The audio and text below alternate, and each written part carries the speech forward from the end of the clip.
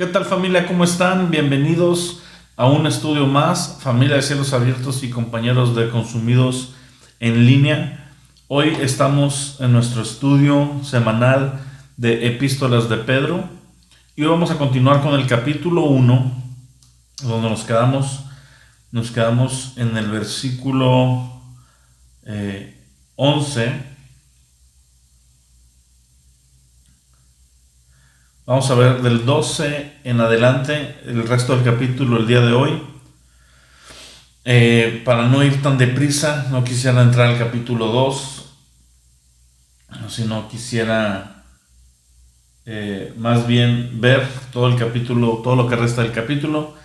Y veíamos cómo el apóstol Pedro comienza hablando de este crecimiento de añadir a nuestra...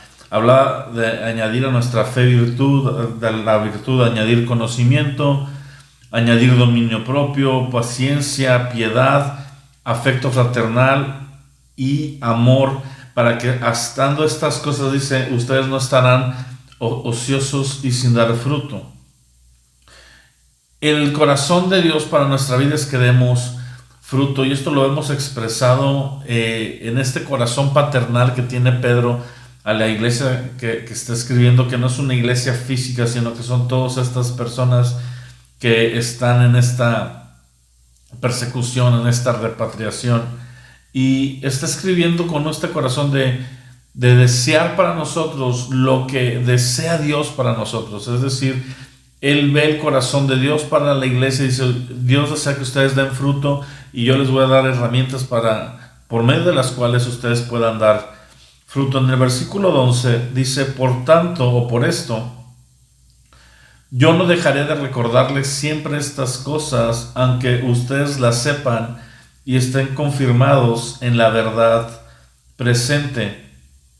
Pues tengo por justo, en tanto que estoy en el cuerpo, el despertarles con amonestación. Este corazón de Pedro es el corazón que yo veo en el pastor en general. Pedro habla también más adelante, en la carta pasada hablaba sobre dar cuentas al príncipe de los pastores, sobre tratar a la grey de Dios de una manera correcta, y él tiene un corazón muy pastoral, donde él está diciendo en este versículo 12: yo no voy a dejar de recordarles siempre estas cosas. Es como ese papá que te dice una y otra vez la misma indicación, aunque ya estés adulto, aunque ya no estés en la casa, aunque ya estés formando tu propia familia, desde joven, desde niño, repite una y otra vez el mismo consejo, porque hay una urgencia de transmitir este consejo. El apóstol Pedro dice: yo les voy a repetir, si es necesario, lo mismo muchas veces, se los voy a estar recordándoles siempre estas cosas. Muchas veces nosotros tenemos un anhelo genuino, válido, por adquirir nueva revelación, por ir a nuevas profundidades en la escritura. Sin embargo, lo que Pedro está hablando son, digamos, el ABC de la vida cristiana. Principios muy fundamentales, principios muy prácticos, pero que el apóstol Pedro los está compartiendo desde este corazón de decir: les voy a hablar lo mismo una y otra vez para que se haga parte de tu ADN espiritual. Sabes, cuando tú y yo estamos practicando cosas, me viene a la mente un famoso coach de fútbol americano, que a él le preguntaban cómo lograr que sus equipos, porque tuvo varios campeonatos y fue una persona muy exitosa, y le decían: ¿cómo logras que tu equipo siempre se sienta motivado, pero además que siempre esté avanzando y que siempre esté ganando? Y él dijo algo muy sencillo. Él dijo: cada vez que se acaba una temporada y regresamos a la nueva temporada, no importa cuánto tiempo tengan los jugadores conmigo, no importa cuánto tiempo tengan de trayectoria, los primeros días, las primeras semanas, a veces meses, dedicamos a las cosas básicas del fútbol americano.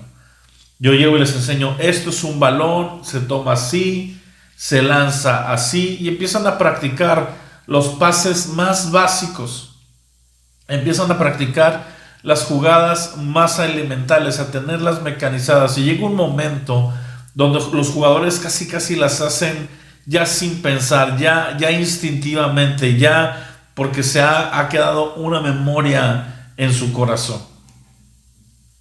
Esa idea es la misma que el apóstol Pedro está transmitiendo, y es la misma que cualquier padre espiritual quiere transmitir en nosotros: hablarnos y enseñarnos las cosas más fundamentales, porque son esas cosas fundamentales las que nos mantienen caminando en un orden.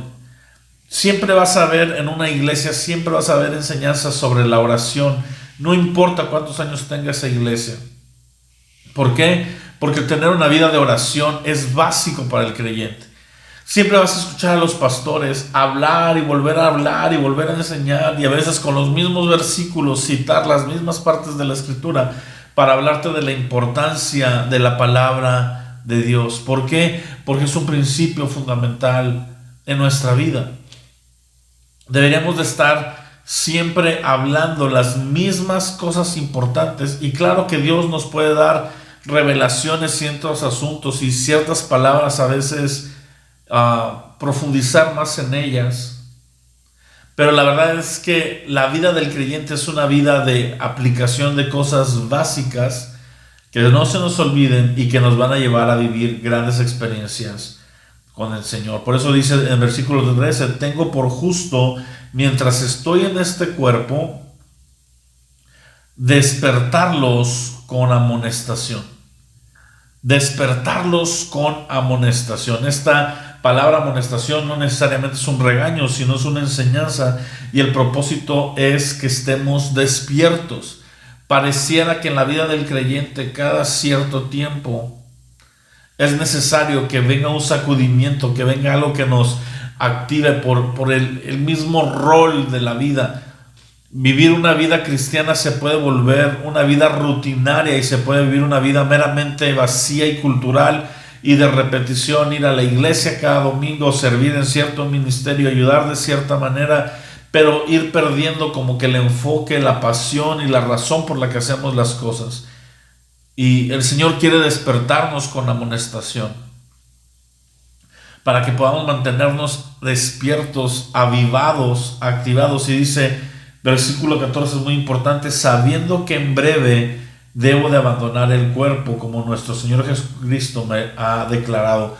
Pedro sabía que estaba en la última etapa de su vida, de la misma manera que el apóstol Pablo, cuando le escribe a Timoteo, sabe que está pronto a ser sacrificado, así se expresa él.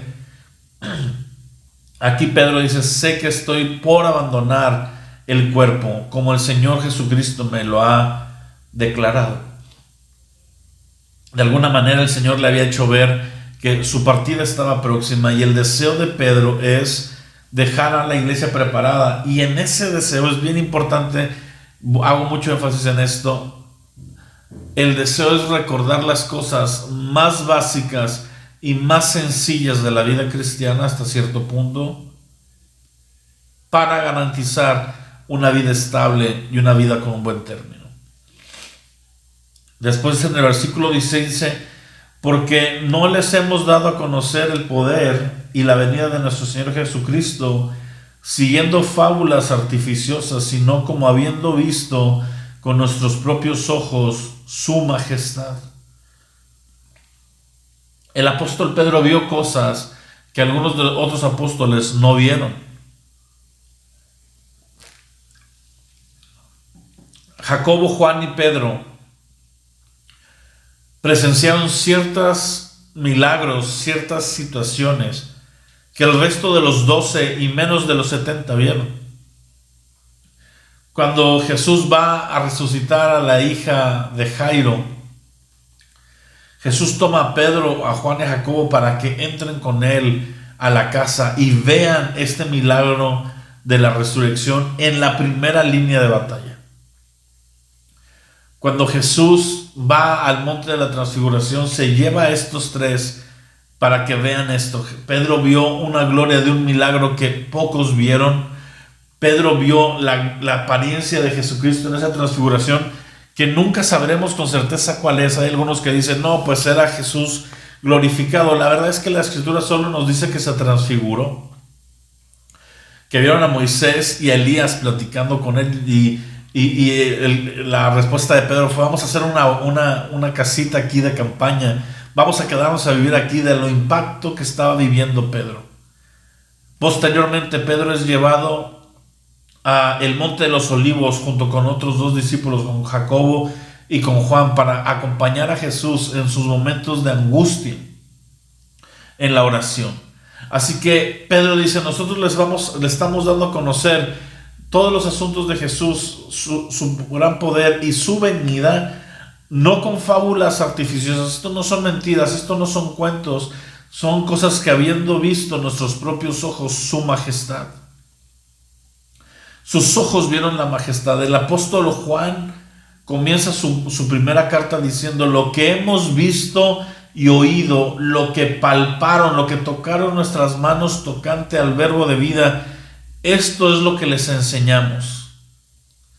Tanto la vida de Pedro como la vida de Juan se estaban centrando en enseñar cosas que experimentaron a través de la vida con Jesús cuando estuvo físicamente, pero también a partir de su muerte y de su resurrección en el libro de Hechos y en el tiempo de la iglesia apostólica, ahora bajo la guía y el poder del Espíritu Santo. Pero son cosas que ellos experimentaron, y qué necesario es que hoy nosotros tengamos experiencias con el Señor Jesús. Tengamos experiencias que nos marquen y poder hablar de aquello que hemos visto y palpado en lo íntimo. Momentos donde la letra deja de ser letra en sí para volverse algo totalmente poderoso que entra a nuestro corazón y nos perfora y nos cambia. Momentos donde estamos aún, tal vez que estemos en nuestro cuarto o en el lugar de oración, somos transportados a ambientes celestiales, y tal vez no ves físicamente arcángeles, tal vez no has visto una visión abierta como la de Isaías, o tal vez has visto ciertas visiones.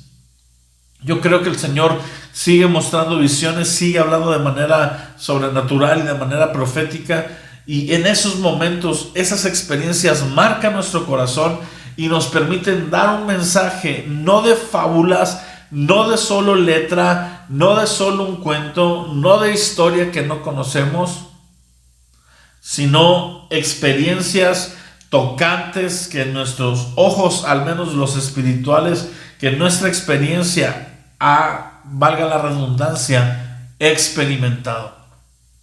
Y aquí viene esta pregunta: ¿tú has experimentado a Dios? ¿Cuándo fue la última vez que experimentaste un momento glorioso, que sabes que Dios estuvo manifestado ahí? No la omnipresencia que está en todo lugar, sino la presencia revelada, que se rasgó algo en el ambiente sobrenatural, en el ambiente espiritual, y pudiste percibir eternidad en ese lugar.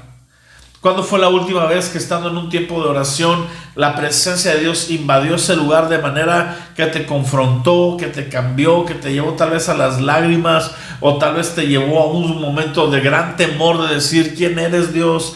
¿Quién eres tú que estás aquí, que estás tratando con mi vida? ¿Qué sé yo? Pero que Dios ha ido llevándote a más y a más en su presencia. Porque para esos momentos tenemos que estar viviendo, iglesia.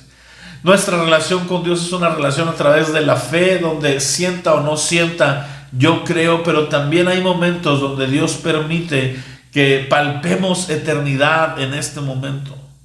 Palpemos eternidad en esta dimensión, y no podemos renunciar a eso. El apóstol Pedro dice: lo que hemos visto es su majestad, y me paro en ese punto. ¿Has contemplado la majestad de Dios? Su realeza, su grandeza, su hermosura. Porque a veces hablamos de un Dios hermoso al que no hemos visto hermoso, o un Dios majestuoso al que no hemos visto en su majestad. Pero es mi oración que Dios nos revele, nos abra los ojos para ver esa hermosura, para ver esa belleza. Cuando tú tienes un En inglés le dicen glimpse, un destello de la presencia, de la hermosura de Dios. Nuestra vida no vuelve a ser la misma. Una vez que has visto lo hermoso que es Él, las cosas que el mundo le llama hermosas dejan de tener sentido para nosotros. Una vez que has palpado la eternidad, lo terrenal deja de tener sabor, deja de tener ese impacto, esa seducción. Por eso es necesario que nosotros le veamos tal cual es. Versículo 17, pues cuando Él recibió de Dios Padre honra y gloria, le fue enviada la magnífica gloria de una voz que decía: este es mi Hijo amado, en el cual tengo complacencia. Pedro empieza a citar momentos cruciales, sobrenaturales, donde Dios abrió los cielos para hablar. No una voz en el interior de alguien ahí percibiendo, sino literalmente habló públicamente y públicamente aprobó la vida de Jesús diciendo: este es mi Hijo amado, y había testigos de eso. Que hoy podamos ver a Dios moverse y a Dios actuar de tal manera que podamos decir: hemos sido testigos de algo glorioso. Ese es el corazón expectante que debe tener la iglesia. Cuando Jesús regrese, lo va a hacer gloriosamente. Todo ojo le verá, rasgará los cielos y todo ojo le verá, y habrá lamentación en los que le traspasaron. Pero entre tanto eso pasa, puede haber momentos donde su gloria sea tangible en medio de nuestras vidas diarias, de manera íntima y personal y aún congregacional, momentos donde Dios irrumpe en la iglesia y trae una atmósfera de transformación, y eso es lo que debemos estar anhelando. A eso le llamamos avivamiento. Momentos donde la gloria de Dios se vuelve tan tangible que el pecador más inmundo llega y es transformado por la presencia misma del Señor, que las personas que han sido tibias, están en la iglesia en una tibieza, son confrontadas y son llamadas a encender su corazón de nuevo. Gente que ha estado viviendo en pecado es confrontado por la santidad de Dios, y entonces viene una vida de cambio y una vida de decir: yo deseo vivir en pureza, yo deseo vivir en santidad. Eso es la gloria de Dios que los apóstoles vieron, y es la herencia de los santos para el día de hoy en una dinámica distinta. Ellos lo vieron en carne, muchos de ellos, pero también vieron al Espíritu Santo moverse en el libro de Hechos, ya sin Jesús ahí, y ver la gloria de Dios. Y es la misma herencia. Versículo 18, y nosotros oímos esta voz enviada del cielo cuando estábamos con Él en el Monte Santo. Y se refiere a la transfiguración. Cuando escucharon, en la transfiguración escucharon lo mismo. Tenemos también la palabra profética más segura, a la cual hacen bien en estar atentos, como una antorcha que alumbra en lugar oscuro. La palabra profética más segura. Ellos tenían todas estas escrituras acerca de Jesús y vieron cómo Cristo fue cumpliendo cada profecía. Y ellos dicen: tenemos la palabra que anuncia lo que está por venir. La palabra escrita, pero también la palabra dada por Jesús, que ahora nosotros tenemos escrita, que ahora nosotros tenemos en el canon bíblico, que ahora nosotros podemos decir: esta palabra es una palabra certera y segura, y es profética y alumbra, nos permite ver en áreas, en momentos, en lugares donde hay oscuridad, donde no es fácil percibir, donde no es fácil movernos. Es como si quisieras caminar en un cuarto oscuro, lleno de cosas, llenos de obstáculos que puedas golpear, que puedas tropezarte, pero tienes esta antorcha, tienes esta palabra de Dios, que mismo salmista decía: lámpara es a mis pies tu palabra y lumbrera a mi camino. Y aquí dice el apóstol Pedro: es como una antorcha que alumbra. Y si esa antorcha alumbra, necesitamos tomarla nosotros para guiar nuestra vida, pero también para llevarla al lugar de oscuridad, para que alumbre la vida de otros, para que sea luz para la vida de otros. Y es nuestra tarea tomar esa palabra profética que tenemos y uno, seguirla, pero dos, llevarla y compartirla, decirles a otros, aquí hay una antorcha para que tú puedas avanzar, aquí hay una antorcha para que en la oscuridad de tu vida, en la situación oscura que tú estás viviendo, tú puedas avanzar, tú puedas caminar, tú puedas ir hacia adelante. Entendiendo primero esto, que ninguna profecía de las Escrituras, perdón, me adelanté un poquito.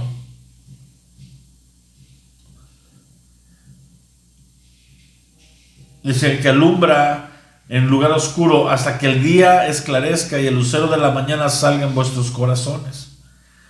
Ese día aclarezca es la venida de nuestro Señor Jesucristo. De aquí a ese día, cuando todo se esclarezca, cuando la presencia de Dios venga y amanezca para las naciones, la venida del Señor, entonces podemos decir nosotros que el día se ha esclarecido. Entendiendo primero esto, que ninguna profecía de la Escritura es de interpretación privada. Es necesario un cuerpo que juntos interpreten, que juntos vivan. Nadie vive con la profecía de interpretación privada. Para esto es para mí. No, la profecía es algo que le da luz a todo un cuerpo, que da dirección a todo un cuerpo. Porque nunca la profecía fue traída por voluntad humana, sino que los santos hombres de Dios hablaron siendo inspirados por el Espíritu Santo. Cada profecía que está en la Escritura fue una profecía que el Espíritu Santo inspiró en los hombres que la escribieron. Que el Espíritu Santo vino y sopló a ellos en momentos cruciales, en momentos trascendentales. Y la palabra no fue traída por voluntad humana. No es que un humano dijo, yo quiero escribir y voy a escribir esto de la palabra de Dios, sino que venía la inspiración del Señor sobre ellos y ellos plasmaban los pensamientos, las maneras, las profecías, los designios, los deseos, las reprensiones, los anhelos que venían del corazón de Dios y que ellos podían percibir porque el Espíritu Santo estaba inspirando en ellos para ellos venir y plasmarlo. Pero nunca fue traída por voluntad del hombre, sino por voluntad del Señor. Esta palabra que nosotros amamos, esta palabra que nosotros seguimos, aun cuando Dios usó hombres, no fueron ocurrencias de hombres. Aun cuando Dios usó hombres para que la escribieran, para que la vivieran, para que la dejaran plasmada ahí, no fue algo que se originó en ellos. Es la misma palabra del Dios Todopoderoso, la misma palabra que en Génesis creó todas las cosas, la misma palabra que hoy sustenta todas las cosas por su poder. Es esa misma palabra la que ha sido inspirada por medio del Espíritu Santo en la Escritura para que hoy tengamos una palabra profética segura, certera, a la que podemos confiar, la que podemos saber que no va a cambiar, que cielo y tierra pasará, pero su palabra no pasará. Una palabra tan segura que puede anclar mi corazón, que puede anclar mi vida, que puedo ponerla como un ancla segura, de manera que aunque vengan las tormentas, que aunque vengan las situaciones difíciles, aunque mi barco se pueda mover, está anclado, está firme donde debe de estar, porque es la palabra la que me ha anclado. Es la palabra de Dios la que está anclando nuestro corazón. Los santos hombres de Dios hablaron siendo inspirados por el Espíritu Santo. Siendo inspirados por el Espíritu Santo. El día de hoy, mis amados, si bien nosotros no escribimos ya la parte en la Escritura, nuestra vida tiene que ser vidas de creyentes inspiradas por el Espíritu Santo. El Espíritu Santo va a tomar la Escritura que ya ha dejado para hablar a nuestra vida y para guiarnos, pero tenemos que aprender a ser guiados, conducidos por el Espíritu Santo. Los hombres de antaño, los hombres de la palabra, los hombres que han dejado marcas en sus generaciones, son hombres que han sabido ser dirigidos por el Espíritu Santo. Esta semana, el domingo, justo hablaba un poquito de eso y de nuevo aquí viene la Escritura a recordarme la importancia de ser dirigidos por el Espíritu Santo. Esto demanda que yo profundice en la relación que tengo con el Espíritu Santo, que yo profundice en la manera que escucho, profundice en la manera que recibo instrucción del Espíritu de Dios.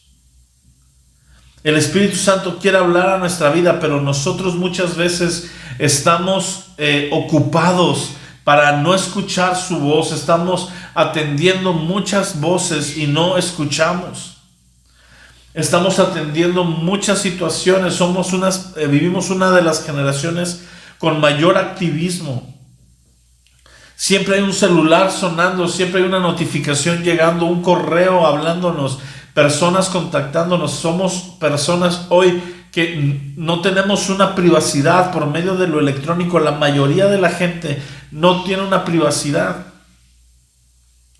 Y tenemos que aprender a separarnos del ruido, a salirnos de lo cotidiano, a salirnos de la rutina, para poder invertir en que el Espíritu Santo inspire, es decir, sople sobre nosotros y nos dé dirección de a dónde movernos en lo personal, de a dónde movernos congregacionalmente, de a dónde movernos familiarmente, de cómo ser, de cómo ser corregidos, de cómo ser transformados, porque es por medio de la relación con el Espíritu Santo donde Él se va a apoyar principalmente de la Escritura para hablar a nuestra vida y para, digamos, irnos afilando, ir dándonos forma, ir quitando todo esto que está extra en nosotros, ir puliendo nuestra vida. Pero demanda de nosotros tiempo, demanda de nosotros diligencia, demanda de nosotros priorizar el pasar tiempo con el Espíritu de Dios. Si yo priorizo pasar tiempo con el Espíritu de Dios, yo podré ir siendo inspirado por Él, aún en momentos de inmediatez. Aún en momentos donde tenemos que tomar decisiones, donde tenemos que tomar acción, que tal vez no podemos filtrar con días de ayuno y de oración, porque demandan de nosotros una rapidez. Si estamos conectados con el Espíritu Santo, ciertamente Él inspirará en nosotros la dirección a tomar en ese momento. Pero tenemos que ser hombres y mujeres guiados por el Espíritu de Cristo, guiados por el Espíritu del Señor, moviendo nuestros corazones, nuestras decisiones y nuestros deseos por aquel Espíritu de Dios que inspira y que cambia y que transforma nuestra vida. Por eso dice él, la palabra nunca fue traída por voluntad humana, sino que los santos hombres de Dios hablaron siendo inspirados por el Espíritu Santo. Cuando ellos hablaron, era el Espíritu que hablaba por medio de ellos. Poder tener un estilo de vida donde el Espíritu Santo guía nuestra vida a la vida que Él quiere que vivamos. Ese es el deseo del corazón mío para ti como iglesia y creo que de parte de Dios para sus hijos. Ser guiados por el Espíritu de Dios. Mis amados, no quiero entrar al próximo capítulo. La enseñanza de hoy es un tanto corta, son escasos casi media hora, pero es bien necesario que atendamos estos principios que parecieran tan básicos, que pareciera la predicación de siempre, pero como dice Pedro, es necesario enseñarles lo mismo una y otra vez para que sean confirmados en esta verdad presente y para que puedan caminar de la misma manera que el Señor quiere que caminemos. Por mi parte es todo, iglesia. Yo te bendigo y nos vemos en la próxima semana en otro estudio de epístolas de Pedro. Comenzaremos el capítulo 2, que es la mitad de la carta. Esta carta tiene 3 capítulos. Comenzaremos ya de salida de este estudio. Posiblemente tengamos unas 3-4 sesiones más y terminamos, y esperamos que este estudio esté siendo de bendición para tu vida. Por mi parte es todo. Que Dios te bendiga. Hasta la próxima.